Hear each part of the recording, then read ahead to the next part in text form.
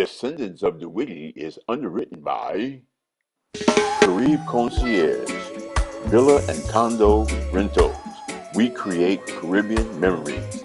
908-812-7329. John, till victory is won. All right. Beautiful. All right. Hey, come on out of the side. Oh, you got to do it anytime. Represent on both sides. There you go. There you go. No, you got to coordinate. Get the sign. Okay. I don't know what's going on. Tracy's not in? Yes, In my I'm in. picture, but not in my video. Academy of the Sacred Heart. I moved to Washington, D.C. I have an honorary doctorate from Creighton University and am scheduled to get an honorary doctorate from the University of Nebraska at Omaha in 2019. And I went to Washington, D.C. to be on the faculty of the newly established Howard University School of Communications, which has now been renamed the Cathy Hughes School of Communications at Howard University. And I've been very blessed. I have been able to build the largest communications company owned by African Americans in the United States. Well, Reverend Irvin McSwain here bless us for the day. I don't have a long time, and I'm going to cut the time that I have in half, so you won't see me too long up here. And I just pray that the words of my mouth and the meditations of my heart be acceptable in the sight of God. To Johnny Rogers and to all of those individuals who are responsible for the behind the scenes. Honored to be here today. I don't know if all of you know, but Mrs. Hughes' mom used to work at Skinner Magnet Center, and so that is why we were able to be part of this ceremony today, and we are very excited, and I can't wait to be able to teach our students more about Cathy Hughes, and we know our students are excited to be able to meet her today, and we do have some books there.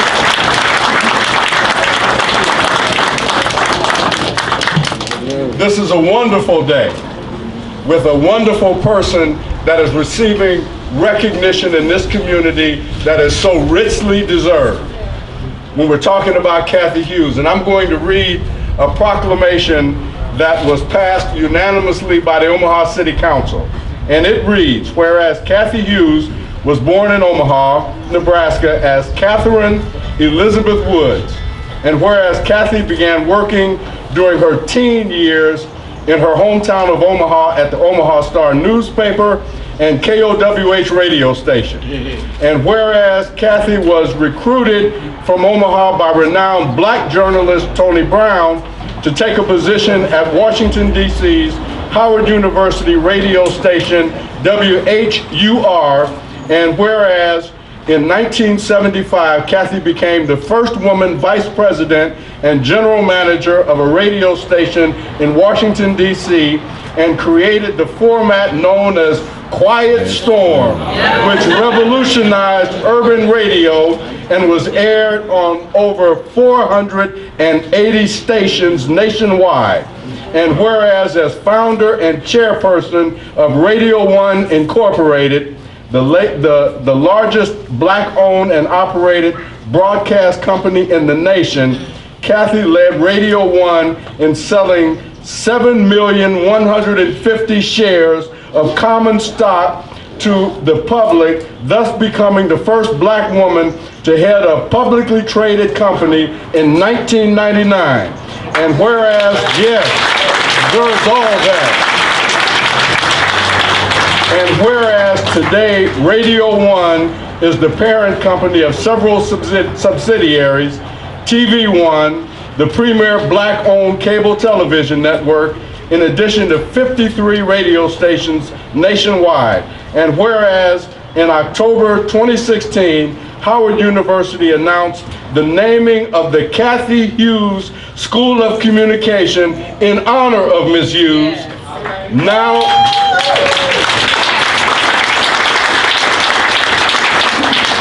Now therefore be it resolved that the City Council of the City of Omaha declares May 17, 2018, Cathy Hughes Day in the City of Omaha.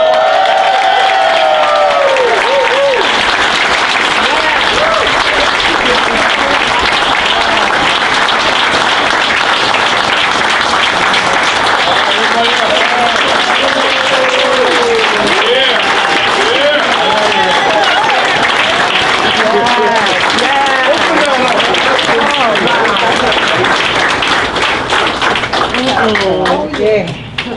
Let me just say in closing, ladies and gentlemen, Cathy and I have a thing in common, as does Brenda Council and a number of other people in this community, and we should not go without recognizing the fact.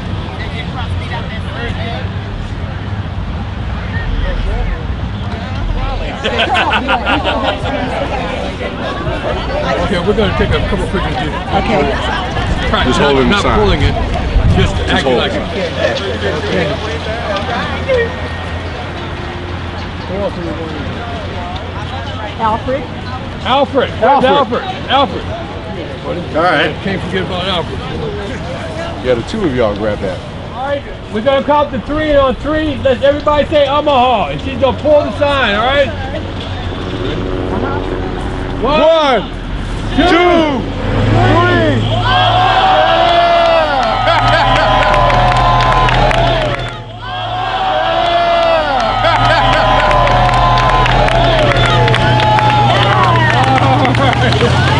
That's Mark.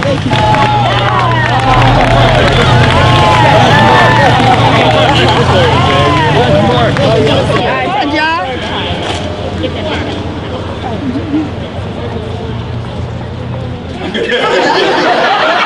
Chadwick Boseman was unavailable, and I told him, well, I'm not working. They said, have you been to Omaha before? And I'm like, well, yeah. I was born here. This is special to me, yeah, as well, because when people ask me where I'm from, I tell them I'm from Omaha, Nebraska, even though I've been in Washington since 1972. And I got asked a question, what was the most significant thing about this particular trip, and I have to say that it really is the culmination of a journey that I've shared with my mother, trying to elevate, ourselves, and in the process elevating the community from which we came, and to be recognized. For her to be recognized in this manner, I mean, Paxton Boulevard is the drag, right? I lived off of Paxton Boulevard, right? So for me, from a personal standpoint, to be recognized in this manner by those of you here in the community, and Johnny, thank you very much. He said he hadn't seen me since I was 4 or 5. I said, well, I'm 53 now. That's a long time. Can we give her one more applause and bring her to the stand, please? Cathy Hughes.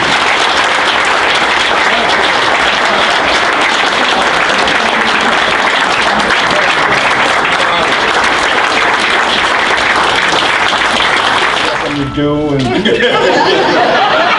Chadwick Boseman was unavailable, and I told him, well, I'm not working. I'll gladly go. I like to hear a word from Alfred here, because if you want to do is always follow the money.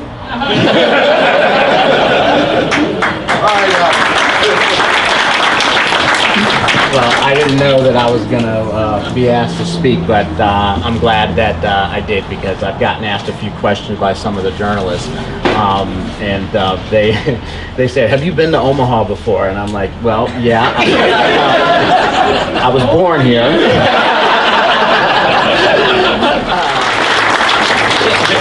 I always say that teamwork makes your dreams work. That's a great team, huh? We have another great team here too, because John is really kind of an okay actor, but his real good coach, the girl who's really responsible for all this, is his wife, Judy here.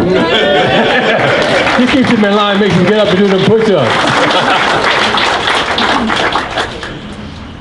I can't express to you just how humbled that I am today to be here with Cathy, and to be honoring Cathy, and to see our community here together, to see Brenda Council in the audience, McSwain, Ben, and Preston, all the people that we've kind of grew up with, and to see that we went full circle, and we're back here honoring one of the most recognizable ladies in the whole United States of our America.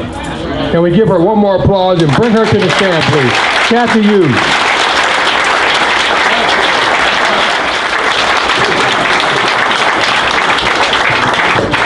First and foremost, I give praise and thanks to God, from whom all blessings flow. Ever since I was born, I've been running my mouth, but I am just out of words. I don't know what to say. Thank God. Thank you. All of North Omaha, turn down. Give yourself a big round of applause. I'm just so proud, so honored, but most importantly, so indebted to those who really formed and structured who I turned out to be.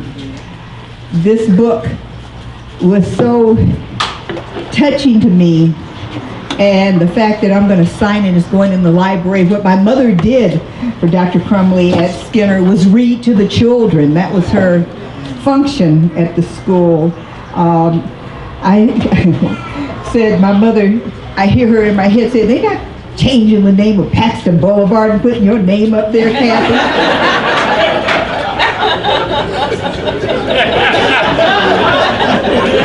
My mama always kept me grounded.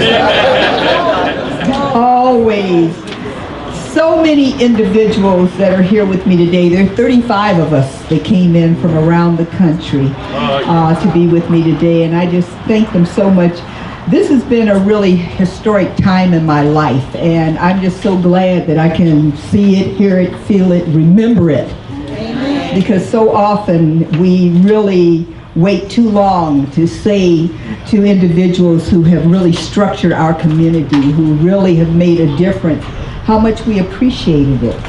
And they can't hear it, they can't feel it, they can't see it. So I cannot put into words how important this day is to me, because this is the memory that I will take with me to my grave. This is the memory, this is the day that will stand out as being the most significant, because when you come home to your own and they say to you, job well done. Yes. There's nothing better than that. Nothing better. I want to share a little history. Earlier you heard that if you want to hear about stuff, ask Cathy, invite Cathy to the podium. A few days ago, within the last 10 days, I had the honor of being the keynote speaker at the installation of the second black elected coroner in the United States. Dr. Dwight McKenna in New Orleans, Louisiana is represented today. His wife is here. She runs the newspaper, the Tribune, and his niece stand up, Beverly McKenna, and the niece, Andrea. What's so significant about this is the last time there was a black elected coroner, the year was 1894. I cannot tell you how many times my staff fact-checked that, because they could not believe that it was impossible to have only 2 black elected coroners in the history of the United States. And the last time was in 1894. Think about that. Also, when we did our research, we're like, what does a coroner really do? The coroner decides whether or not the insurance company is going to pay death benefits. The coroner decides whether or not your son had all his body parts when he got to the morgue. The coroner is a very trusted, important position in government that black folks not only don't know about, but have not been involved with. It's no news. Every city around the country, including Omaha, Nebraska, has an epidemic of young black males turning up dead, accidentally, heart attacks at 19 years old. Things going on that we now have 1 black elected coroner in the entire United States to tell us the truth. Beverly, I thank you for allowing me to be part of that historic event. So important. Peggy Pinkerton lived actually on Paxton Boulevard. The corner of 39th and Paxton Boulevard is where she reared her children. Peggy Pinkerton met Alfred, whom I was moving in. I grew up at 32nd and Paxton, and when we were and I moved to 39th and Paxton. Can't move too far in the village. During those days, it was a status symbol to be able to say, oh, I live on Paxton Boulevard. I live right off Paxton Boulevard, all right? Oh, absolutely. That was tall cotton. My sister-in-law, Margie Rose, came from Denver. I just really, earlier at the press conference, I recognized another person so significant in my life because it was her husband who loaned me my first $1 million.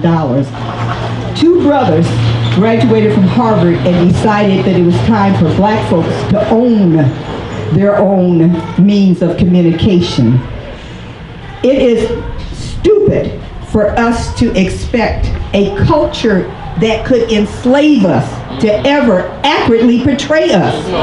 They could not see us as human beings, or they could not have enslaved us.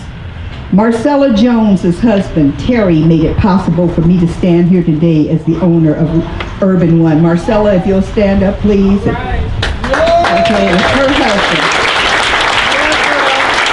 And during some of my most challenging times, when her husband thought about the possibility of pulling the plug and sending me into bankruptcy, Marcella looked him straight in the eye and said, "Don't you even think about it."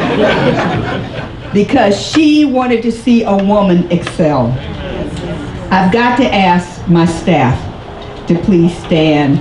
Carlene Brown, you have done such a great job. You and Johnny Rogers and Vicki Carter. I'm interrupting her taping, she just told me. Tracy, who works for TV One, we just drug her right out of the television studio. Tracy has on, this is Carlene, this is Tracy, Mercedes. Now, one of the things that I learned at the Duchenne Academy of the Sacred Heart is that diversity is important. Tamara Necto is my only adopted white child. She runs our social media. Bernice Simmons runs my life. Bernice, stand up. Okay, Bernice is shy. Bernice runs my life. I live on a farm. You can take a girl out of Omaha. You cannot take Omaha out of the girl. Okay, Bernice is who runs the farm. Ardella Jones. I did not know that was you, girl. You do not look 81. You look better than Johnny. I'm just so touched that those of you here saw me fit. We may let you keep that title.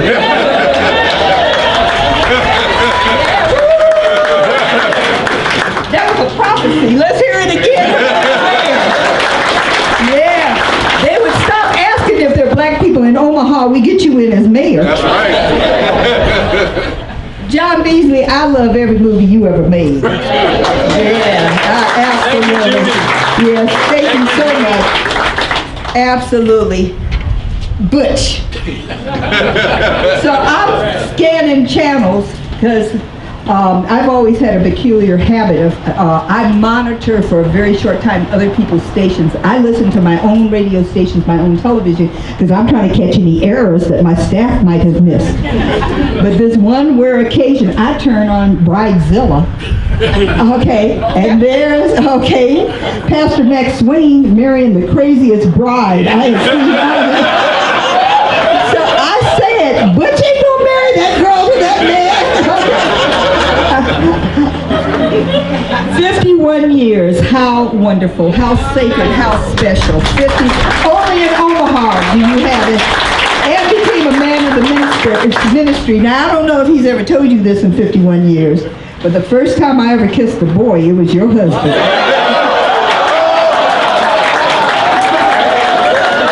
Way before he even knew you existed. I was like,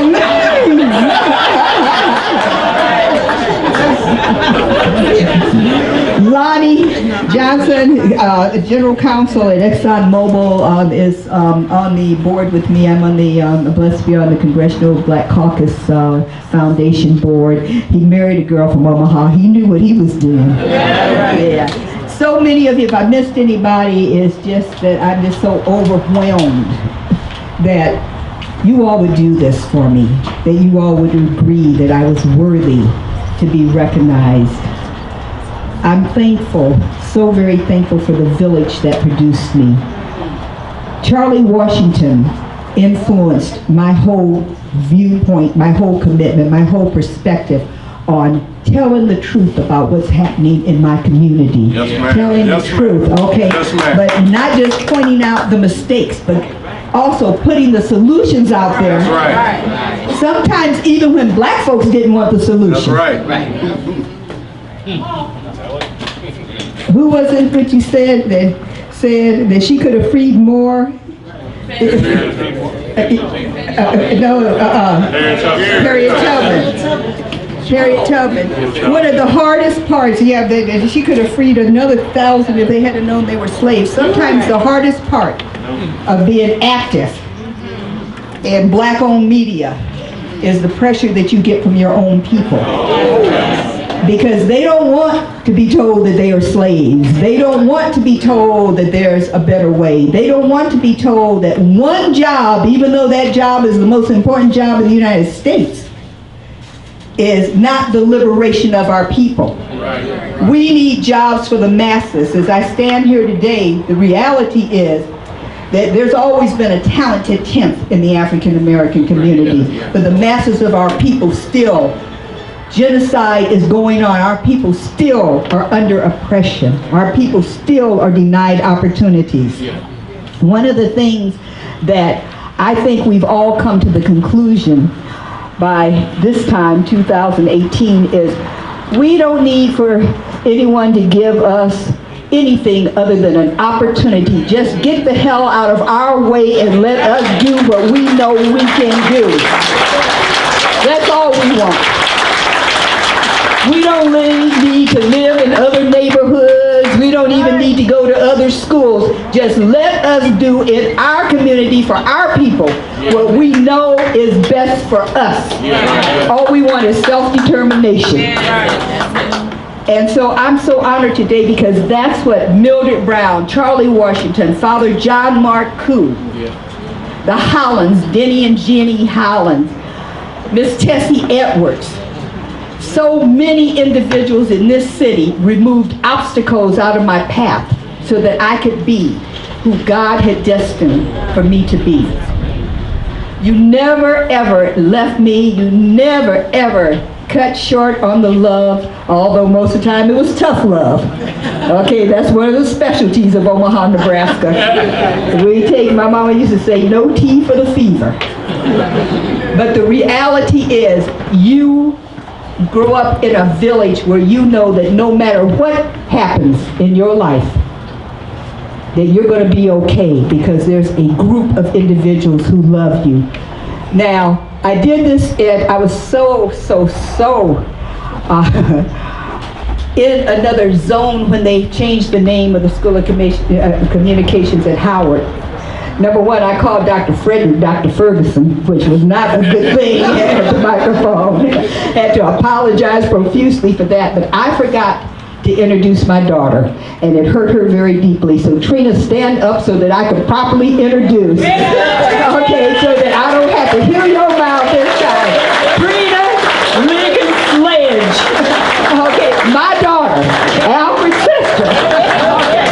Billy's, okay, niece. Is that enough, Trina? Did I make up for Howard?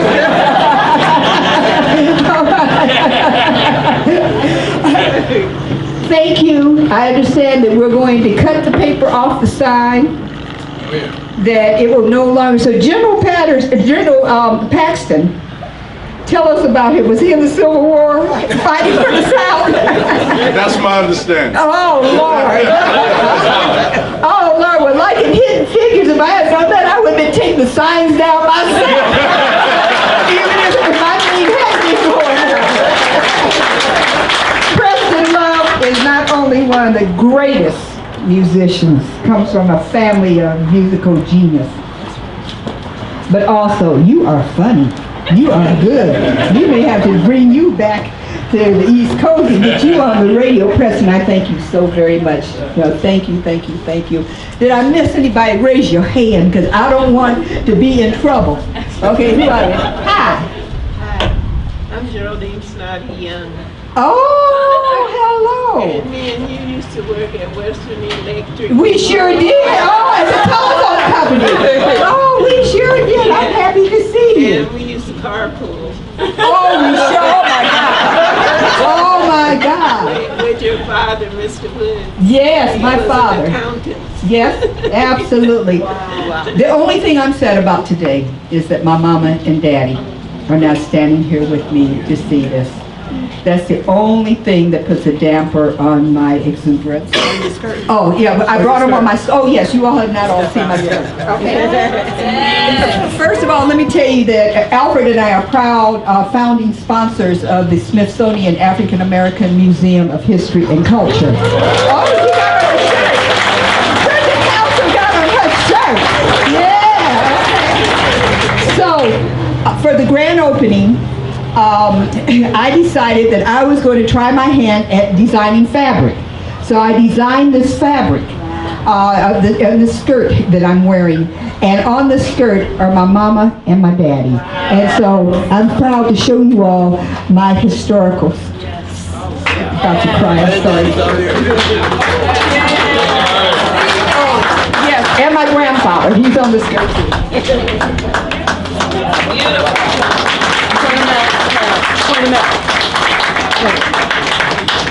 Grandpa? Oh, right here. Thank you. My Lanny and not Deanna Williams. Show them! So thank you. God bless you. I am just so honored. And as I said, this day will live with me forever. Thank you.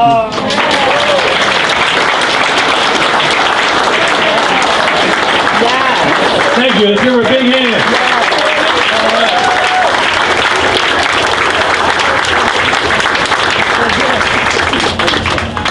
It's an age.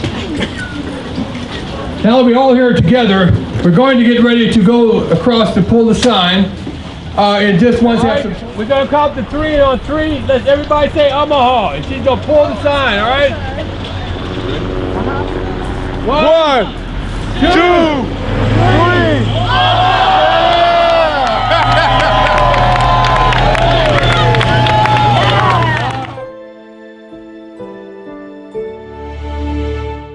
This show is brought to you by Carib Concierge, affordable luxury villa rental.